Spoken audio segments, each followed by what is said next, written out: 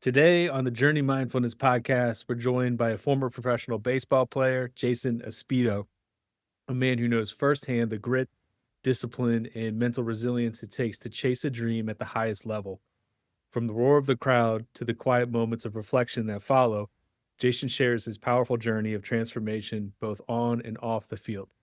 Whether you're an athlete, high performer, or simply someone navigating life's curveballs, this conversation offers timeless insights on identity, purpose, and the inner game we all must master. Jason, welcome to the show and thank you for being here.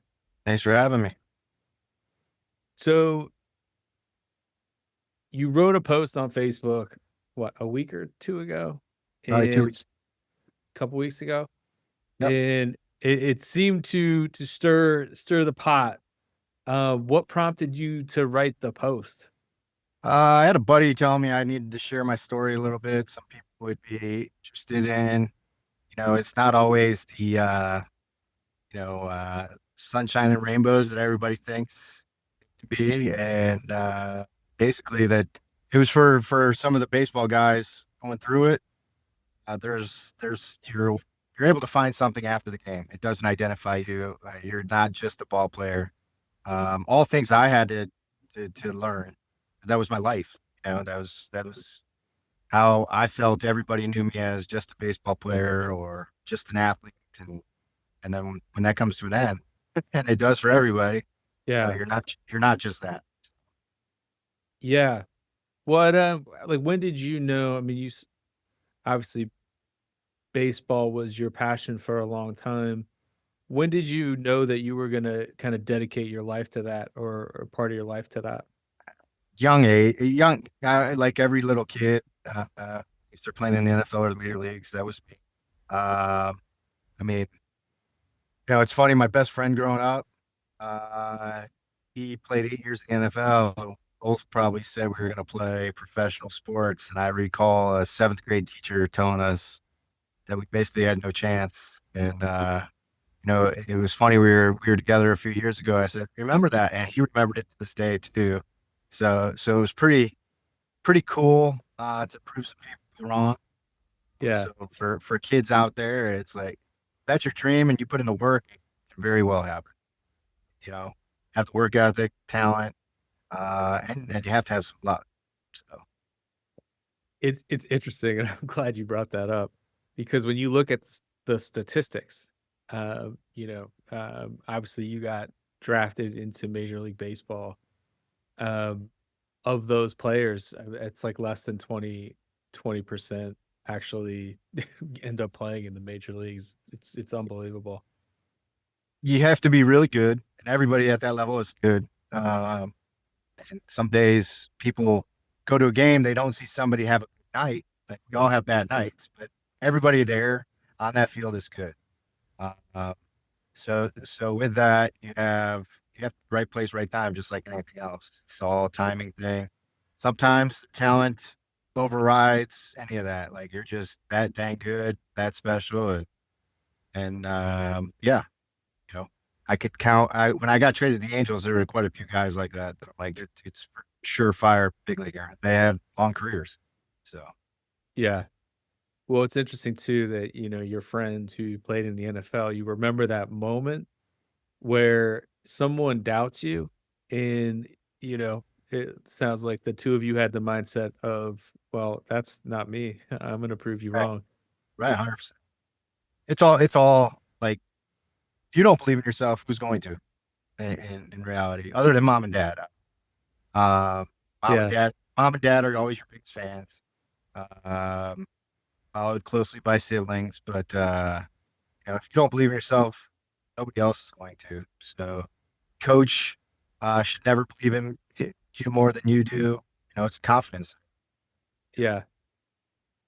Did you always have that or Uh, how did uh, I had some success at a younger age with the game of baseball. I also had lots of failures with the game where it was frustrating. Uh, had a lot of success in football, so I was confident there. Um, and just in around other athletes, be competitive. So I always wanted to be the best. and just my head down and worked. Probably sacrificed, some things that friends growing up got to do a little more, or decided not to do. Go to the movies sometimes. I wanted to go to the batting cages, different things like that. Um, or go take ground balls backyard. I was out in the backyard all the time working on things. Um, dreaming of playing in those big stadiums. Yeah. Well, I got to see you play, man. It was it was a joy. It For was sure. absolutely exciting to come out and watch you. Was there a particular coach or mentor or moment early in your career that helped shaped your mindset or work ethic that you just referenced? Yeah, most of it came from my father. He wasn't necessarily a coach. Uh, like he coached my older brother's teams and my younger brother's team more. For me, it was more coaching, sit down, watch the game, and things. He was the biggest influence when it came to the sports and athletics, all that. No one in particular. I just, all of them kind of, I took a little bit from everybody. Yeah, if I saw one of my coaches, I would know something that I learned from them or something I didn't want to do that they did as I got into playing or coaching, learn from their failures and experiences. That's what kind of took me into the training aspect is I wanted kids to learn, from my failures. Like, hey, don't do this. Try this. This is trial and error. This is how I failed. But this is what was really helpful. Different things like so. Is that part of who you were writing the article to or the Uh, post with? honestly, it was he was just putting it out there. I'm not a guy I as much as I love the attention when I was playing, as far as I want people to watch me play, I don't love that type of attention. Yeah. And a buddy basically told me, "Hey, you need to tell your story. You have one, and kids will benefit from it, but so will adults." And I was, my wife was really like, "Wow, I can't believe the amount of people who commented or liked or sent a message. It was kind of crazy. Probably a little bit, I think, because I don't post a ton um, of stuff. So maybe it popped up and okay, see what it is. But Yeah, yeah. No, I get it. I get it. But yeah, the message is timeless, and it was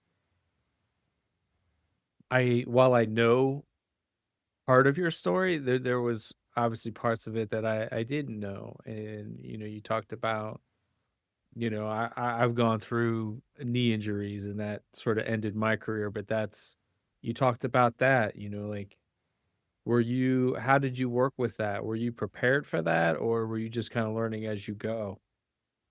so again, some things you benefit from. I had an older brother, 10 years, so I got to follow in his footsteps a little bit. He played collegiately, pitched in college, and blew out his shoulder, but he had plenty of injuries growing up through football, and I saw every time him come back from an injury. So it almost for me was like, okay, it's a setback, but not the end. Uh, Um, and you just work and plug through it. I guess the one time where you start to doubt things, I was coming back. I was playing again from my knee surgery, but from compensating from it, I ended up tearing my quad on the other leg. And that's where it was like, really, right now, like it beat you up a little bit. And it was funny because I had a good relationship with my manager that year, and I said, I'll be back in 6 weeks. Dude, you're not going to be back till next year. And to the day I was back, and like I busted my rehab. And the funny part with that is I hit a home run the first at bat back, and I think I then followed that up with like the worst slump of my career, which was like one I don't even want to talk about. Yeah, So yeah. Let's move on. Moving on. yeah, yeah. So it was like the highs of highs, lows of lows. It's interesting. You look back at it and you're like, and then now I'm a father. I got kids going through sports. It's fun to watch them play, and hopefully I can give them some wisdom and different things like that, because they definitely don't want to listen to me when it comes to how to dress with the weather. So hopefully they listen to me when it comes to some of the athletics. Yeah, man. How would you say, your definition. So I got into a conversation with a physical therapist, and we were talking about, actually, you're a Chicago guy. We were talking about Derrick Rose and like the definition of success and what that even means. Another guy who, got sort of snake bit with the injury bug, immensely talented. And we were talking about, what is the definition of success? For him, it evolves, right? Like it's constantly evolving as we evolve too. But how has the definition of success evolved since your days on the field? So, never giving up, basically. There's been plenty of days where after the game, it's easier. I lived for that routine of showing up to the ballpark, having my routine, being ready to play your game, do it all over again. So I kind of, learning how to not be in that routine and succeed, figure out a new routine, different things like that is, uh, um, success. I have my family and house to live in, roof over my head, being able to put on the table, all that's success, right? So, um, I look back at career, you're like, success there was trying to make that ultimate goal. And you used Derrick Rose. He actually hurt his knee, I want to say right around the time I was injured. So I relate to that very well. And he was an absolute stud. I was nowhere near his level of, you know, athlete. I would say he was top of the food chain there. Um, and to see him come back, and unfortunately it wasn't as explosive with the Bulls. Became a great NBA player still. Yeah, A very good NBA player. Now another one I think of is like a NBA Penny Hardaway. Was a stud, superstar, and then all of a sudden got hurt. But now he's a role player. But look what he's doing at the college level. He's a well-respected college basketball coach. Uh, leading the Memphis program that he played for. So there's always two doors opening. I guess that's success to me, is for and opening new doors to break through. Hi, I'm James O'Neill, therapist, mindfulness teacher, and founder of Journey Mindfulness.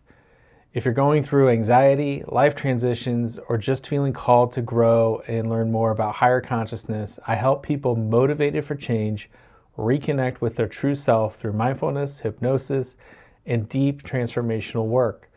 If this speaks to you, please like, subscribe, share, and/or comment, and consider supporting the show with a donation. Your presence here means more than you know. Thank you for being part of the journey. yeah. I mean, you have to be aware of them, or and seize them when they do. And it sounds like you had an optimistic attitude about it. You do. You have to. And don't get me wrong. There's plenty of guys, and for a while, it's like, okay, what am I going to do now? What am I going to do? There's other guys know exactly what to do when they're done playing. It's pretty crazy. Um, but a lot of us, I almost like, especially the minor leagues, but I almost compare it to play so long.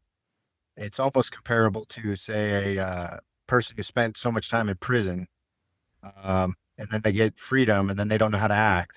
Right? They Yeah. don't know. They almost want to go back to prison, because they're so accustomed to that life. And it's institutionalized, right? So that's kind of how we are as ball players. It's eat, go to the ballpark, play, eat, go to bed, and then you're on a bus. It's like that life over and over and over again.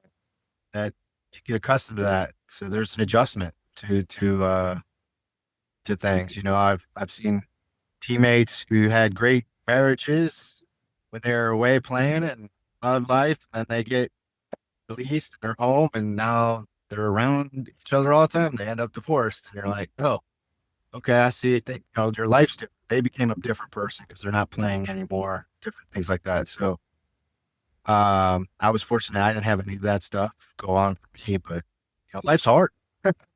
Yeah, So, and with baseball too, I don't know this is just me, you could speak to it more, but it's a grind to go from city to city and game to game like that. You guys are playing a lot of games and you're on the road a long time? like I said, the highest of highs, I had my first full year in professional baseball. I was fortunate. My first game, you'll appreciate it, was at South Bend. Nice. Notre Dame. So my dad was able to make it. Um, and then not too long after that, about 3 weeks later to a month later, we're playing in King County, which is about 30 minutes from home where I grew up. And I go 2 for 3 first game. And then the local paper writes up the article about me returning to town and blah, blah, blah. So a huge, huge showing of friends, family are at the next game. And I'm facing a former teammate of mine, Nate Robertson, left-handed pitcher, pitched in the World Series, Detroit Tigers. Overall, tough matchup for me, and I have a terrible, terrible night. Actually, both my brothers reminded me of that just last week in Arizona. Uh, so, so after the game, I was pretty bummed. We're leaving town, so buddy said, "Hey man, keep your head up. We came to watch you play, not the other way around." And I was like, well, that was great. Then the very next night, I hit my first professional home run in a different park.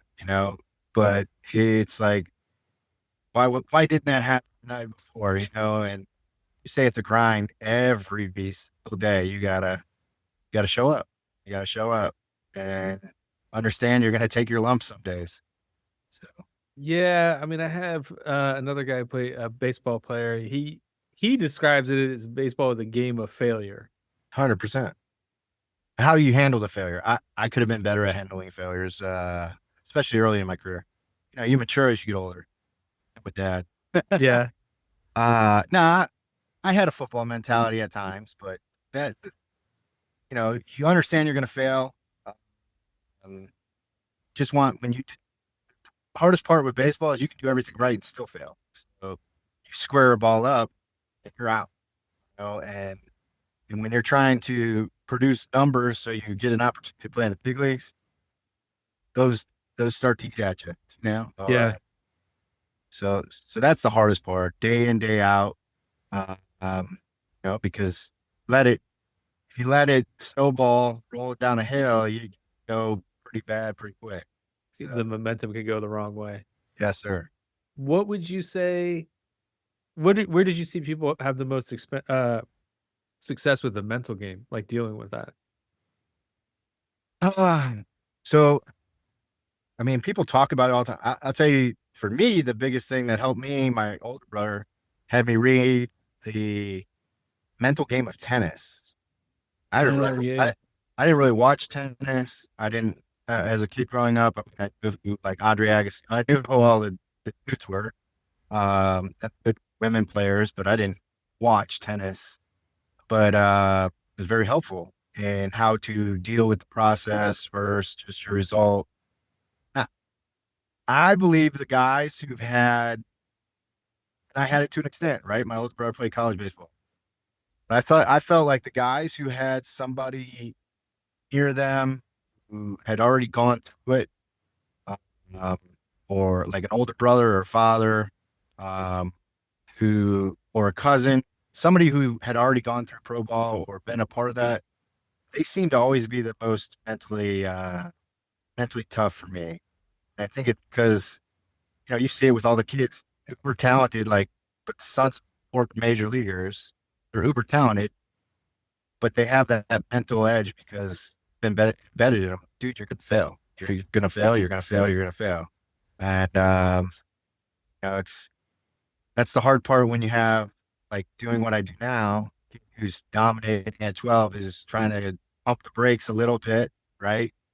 For the parents and the kid, like, look, it's only going to get harder. So it's great you're doing well, but it's not always be this easy. Yeah.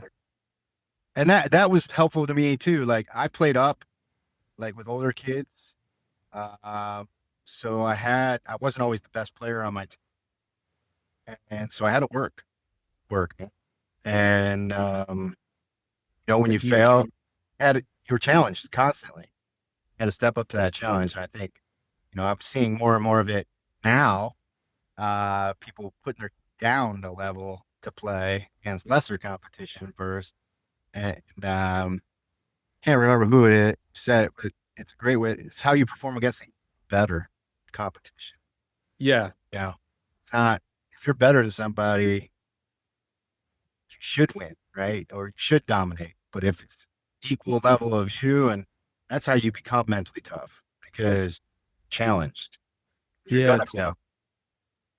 It's interesting that you brought that up because, if you ever look at, I mean, I'm sure, I'm sure you've been in the zone or in flow states, they call it in psychology. Your your skill level, like your challenge has to be at or greater for you to sharpen your sword, basically. 100%. And if you don't, then you're not, right? So your skill level is in some sense diminishing. You're not getting better just because you might look better in the game. And you're not doing yourself any favors in that sense, other than, I guess looking better. Yeah. Hey, and you know, it's you said the grind, right? So Michael Jordan always talks about he prepared, so he never felt pressure. Same with Jeter, and I feel like a lot of us professionally prepare. Like the hard part is when you're preparing and you don't see some results. You have to still trust that process. When you're doing it day in, day out, you don't see the results for 3, 4 days. It's okay. Is this my time that they're going to send me home, or you start having doubts? Yeah. You have to overcome those doubts, and if you're going to break out or it's going to happen. Those are demons every day. I think a lot of minor league guys fight. Like, okay, is this going to be the time? I go to the field and they send me home. It's cutthroat, dude. There's no like, hey, come in the mayor's office. Hey, you're going home tomorrow. You're flight home, or car and drive home. There's no like leeway. Hey, we're letting you go in a week, just so type of thing. It's see you later. And usually it's on the road, or there's Yeah. it's on the road. So yeah, it's kind of My crazy. my son just asked to watch Moneyball with him. They go through that scene of like, all right, go cut a player now. And it's just like very cold. It is, and it. I know it's tough on those managers because they do have relationships with players. You know, um, and sometimes minor leagues, like managers, hands are tied on the lineup a little bit. Lineups sometimes they come from front office people. Like this kid could be tearing it up, but he's not considered a high money prospect, and so you got to sit him. Yeah. Yeah, can you outperform the high money prospect? But so now you have to go explain, hey man, just keep doing what you're doing, get your opportunities. Yeah, so you see it, and then you see those superstar prospects who are superstars for a reason. Yeah. Yeah, I'm sure you got a bird's eye view of that. I mean, that's had to be interesting to watch, just see the variety of players and their experience. Yes. And it's cool. The longer you play, you get to play with guys, veterans, been around the game for a long time, and then become the mentor a little bit too as younger guys come up through. So, you see a couple guys shine that, hey, I had some conversations with them on the bench or before a game or in the clubhouse. And you're like, you may hear something you said to him in an interview, like, that's cool, man. I kind of played a small part in that dude's career or whatever it may be. Yeah, no, you've definitely had that impact. Um, as a player, among your teammates and then also as a coach too. Which was pretty extensive after your playing days. What would you say? I'm curious your thoughts on this because kind of what we talked about. Like there are some guys that are just uber talented. They just have insane amount of talent, and then there's other guys that grind it out or they work hard. And so I've tried to impart to my son, like, we all have varying levels of ability, but it's your effort that matters the most. What would 100%. you what would you I mean, like, what do you teach to the players that you train with or you help out with now? So I try to be brutally honest with everyone. With that, get out of it what you put in, and uh, you know. So as a former athlete, um, all I harp on with my girls is we'll go do something or we're on our way to the game. I'm like, what do you control? Your hustle and your attitude. Your effort and your attitude. Whether you have a good game or a bad game, you can work on all that, but your effort, your attitude are probably the most important because they're going to be bring that every day. You can bring that every day.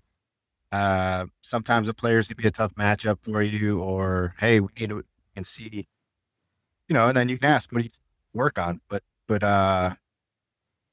hustle and hustle, probably the thing talked about the least.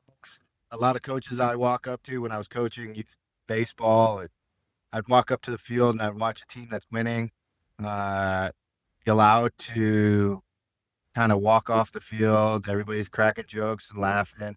And all of a sudden that score changed in an inning. Like they booted a couple balls. Now the coaches want to flip a switch and they're like, you better start hustling. You bet, like if your message is the same constantly, right?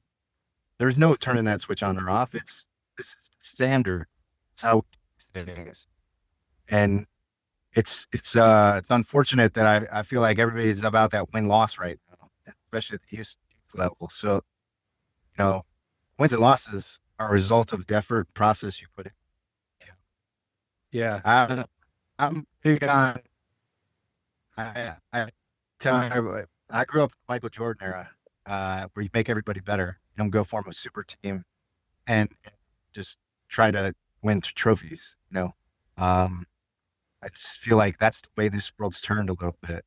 I'm sure you're seeing it with your son and different sports. I was just out there at the hockey tryouts. My brother's telling me some of the stories. I'm just like, geez, it's everything. Every sport, it's come just stack a team. Like, what do you get out of that? It's better for your kid to be on a team where he's playing every day, getting reps versus, hey, I got to play half the game, but you got a trophy out of it. I mean, winning's a part of development. 100% it is, but it's also, I think kids are learning not love playing the game, not competing. They just love winning. They don't hate lose. Yeah. And that's what's aggravating me. So like, hustle attitude and be a good teammate. I bet you that's that's the thing I'm most proud of my daughter. Both of them great teammates. Like Yeah. genuinely excited for when their teammates score or do something. They're just as excited for them, probably more so than when they score or do something, good. So Yeah. it's pretty cool. There is power in connection.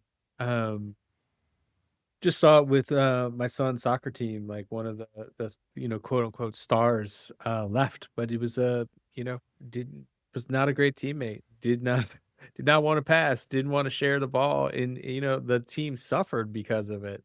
Yep.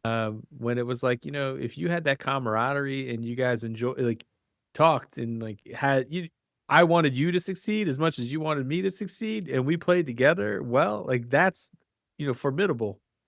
Yeah, addition by subtraction is kind of, there's kids, and again, some of it's they don't know any better yet, right? So they have one mission. So that's part of it too. They have the opportunity because they can their guy score a goal versus, hey, your teammate's wide open there. That's learned. That's learned and hopefully developed by coaches, but Yeah. that's where it's failed at the youth level. I don't feel like that's being taught. It's, hey, we just scored another goal, so we won. Instead of, hey, awesome, high five, but your teammate was wide open there. You get good at passing. As the level goes up, that's going to play more than trying to beat somebody one-on-one there. Those types of things. Yeah. No, absolutely. I completely agree with that.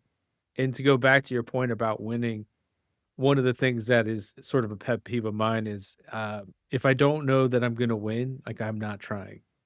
or it's like this fear of failure, or like maybe it's perfectionism. Like and part of that goes to you have to play competition that's better than you. Like you have to almost have to want to fail in the sense of like, okay, this guy's better than me, but I'm gonna get a lot out of this. Actually, there's a ton of value to get out of this. It it's crazy to me how I don't know when it's changed so much, but it wasn't like this when I was younger. If it wasn't like this in my house where I but what I mean is uh, kids showing up and oh, we're probably gonna lose today. This team's got so and so and so and so and so and so. And I'm just saying to myself, those are the guys I want. Like I want to beat them because now I have bragging rights. It was always that way. Like the bigger they are, the harder they fall. It was be the to be the best, you have to beat the best. yeah, And I don't know when or where that mindset changed. Now it's I just want to be the big man on the block. And we're all great bullies, but we once we get punched in the mouth, we can't fight back, right? So and that's a competitiveness. It's not a fist fight. I'm just clarifying that for anybody who takes that the wrong way. You know, uh, but I it's one of those. I wanted to face every single day. I want the best pitcher that team has. I want to face. You know, if this dude's a future first rounder, let me go against him. You know, he's got to throw it over that white thing shaped like a house. Or yeah. uh, if that's the best in football, it was for me. If this is the best offense in the state, let's go. Let's find out how good you are. And you know that's the power of competition. I don't understand where that mindset's changed so much. But I'd like to get back to, hey, I don't care. You know, everybody puts their pants on the same way. Let's go compete. Yeah. And don't get me wrong. There's times I know, hey, I'm overmatched, so I got to find out. And that's the other thing. Like nobody finds different ways to beat it, right? And then let's just look at Major League Baseball. Major League Baseball has turned into every team's the exact same: swing for the fences and strike out. Okay. Well, back in the '80s, '90s, teams won differently. The Cardinals won a World Series because they stole bases, punted, and played great defense. You know, Oakland A's were sluggers, right? So why does everybody have to be the same? Hey, build your teams to win differently. Seen in the NFL, everybody's trying to win the same way. It's like if you were a smash mouth football team, go be a smash mouth football team. I, I don't get it. I don't know. I mean, brought up, Michael Jordan being in that era and in Chicago during that time period. He got punched in the mouth and bloodied by the Pistons, right? So then it was like 100%. I'm gonna go work get harder. get into the gym, get get bigger, get stronger. I was just met with a Marine this morning, and we were just talking about like, you're constantly in your life adapting and overcoming. You have to adapt and overcome, and somewhere in there it did change. I don't know when. I'm curious to dive into that a little bit more, but It, and again, I don't know if it's the youth sports that has gotten so, uh, I don't know, so geared towards college scholarships versus competition. You know, I don't know where that change happened, but it happened for yeah. sure, and not for the better. I mean, you want strong, healthy, resilient kids, and human beings, Yep, and you don't get it by, you know, playing it safe and that type of thing. yep. Jason, one of the reasons I wanted to have you on too is that you made the transition from pro sports, and you have your unique perspective on transitioning, starting a family, and a successful business. What helped you make that pivot and that transition? Well, all along when I was playing, I wanted to open a facility, a training facility. Um, couldn't do it when I was playing, but when I was done, I knew I wanted to at least attempt it. Did that. You know, I couldn't have done that without some help. I had a good partner uh, that was successful in his business. He had kids coming up, so it was like, hey, this is great. I get training for my kids too. Um, and then I had supportive family with it all, which makes it easier. And I I play. I guess I'm a hypocrite a little bit. I played it safe. I went with what I knew, not what I knew best, and that was athletics. So I'm very confident when it comes to teaching it. Very confident in understanding the games and things like that, what it takes. Uh, but now my wife and I still train. Now my wife and I have a real estate business together. Um, am I as confident? I hope, but that's she's a great resource. She's probably a little more. It's a team thing for me that made it easy. Yeah. The transition.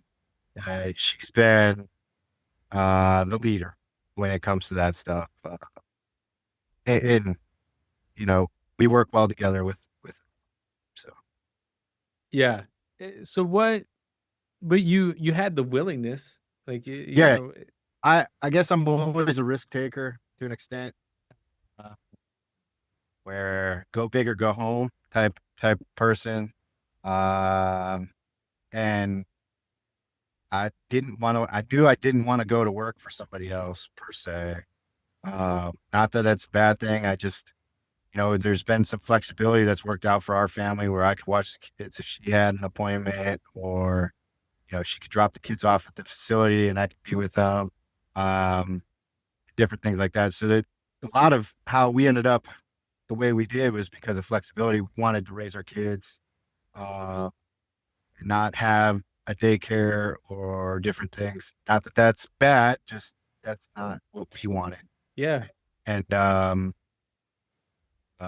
so it was almost like, well, it's this way. And there's been plenty of times, don't get me wrong, her and I have talked, well, why don't you think about looking at this or that and get to, and then all of a sudden things start to swing back the other way, and that's entrepreneurship. I think it is kind of like baseball. You can have I saw a great quote the other day. You gotta post up no matter what. You might bring home $7 or $70,000 as an entrepreneur in a day. You have to work the same amount, whether Yeah. it's 7 or 70. So um, that's kind of where it's come from. I didn't want to just live the rat race, I guess, and just have I lost some weekends, but I had flexibility during the day. So it's give and take with everything, right? Till you Yeah. really, till you really make some money. So it's been cool. Been cool. Yeah. Yeah, no, I mean, it's just things you touched on in there. Like I definitely hear like core values like freedom, flexibility, um, and then risk taking, is I would say a strength. It's something that I would say, for me too, as an entrepreneur, it's like you have to take risk if you want the payoff. Right. And we say all the time how nice it would be to have that regular paycheck monthly, knowing, hey, I put in my time, the regular paycheck, but at the same time, that same token, at what cost, right? So um, perfect world, your cake and eat it too. But it's like I was out in Arizona for a week. I don't get to work for a week as far as the private training side of things, and I don't get to work, then I don't make any money. And Mhm. and so it's like, okay, I still have the same amount of bills each month. So have to look at things just a little different, I guess. Yeah, absolutely. Jason, what do you hope that your story gives to others, those navigating changes or challenges in their life? Uh, um, you, I don't know that I hope that it gives anything other than like hey, uh, everybody's story is different type of thing. And that's how I've always looked at it. why for me it was weird when somebody's like, "You should tell your story," and I got the feedback. I was kind of like, "Wow, okay, maybe there was something to that, or everybody relates to it in their own way." It's basically what I want out of it. Hey, never quit. Go for what you want, and don't let anybody ever tell you can't. Yeah. Those are the things, you know, and then learn from others' mistakes. You know, Yeah. because there's something to be said for somebody. They really want something. They go after. They do it in a sleazeball way. You know, you want to do it with integrity. You want to do it with, character, morals, and all that. So doing it the right way, I guess. Yeah. It's, you know, I know you weren't looking for attention, but your story does have a lot of value for those young and old to glean from. So I appreciate you taking the time to share it. Means a Yes. lot. Appreciate you having me on, man. It's cool to catch up to a little bit. So. Yeah. Well, I got another Notre Dame year coming up here. 100 days actually till Miami. So Okay. I It's just saw that 100 days till Miami. So It's funny. I had my last guest was a really cool physical therapist. He's an Ohio State guy. He was a professional lacrosse player too, and he was giving a shout out to Marcus Freeman in just the job that he's done and how he's gotten his team to really buy into him and what he's trying to do. yeah, it's great. It's great. They needed somebody like him at the helm. I hope he continues to do what his word is elevate. Right? So get a little better each year, and maybe they host a trophy at the end of one of these years before I'm Yeah. dead. Before I'm dead, because the last one was '88. I thought it was going to happen a lot, and it hasn't. It kills me each year. So, Well, I'm optimistic. yes, sir. Yes, sir. All right, Jason Aspito, everyone. Thank you so much. Till next Thank time. you. Yes, sir. Thank you so much for tuning in today and being with us. May you find joy, flow, and adventure on your journey. And if you got something from it, please like, share, and subscribe and or comment. It means a lot. Thank you.